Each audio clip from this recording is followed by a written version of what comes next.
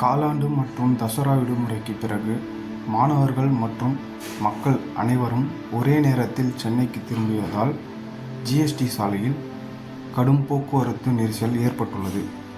செங்கல்பட்டு, சிங்கப்பெருமாள் கோவில், பெருங்களத்தூர் மற்றும் தாம்பரம் போன்ற பகுதிகளில் வாகனங்கள் நீண்ட தூரம் அணிவகுத்து நிற்பதால் வாகன ஓட்டிகள் பெரும் அவதிக்குள்ளாகியுள்ளனர்.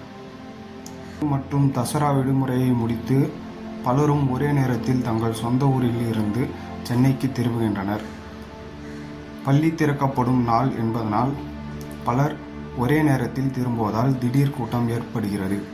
பாதிக்கப்பட்ட பகுதிகள் செங்கல்பட்டு, சிவபெருமான் கோவில், பெருங்களத்தூர், தாம்பரம்.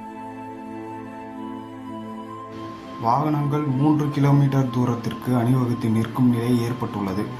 இதனால் பொதுமக்கள் மிகவும் அவதிக்குள்ளாகியுள்ளனர்.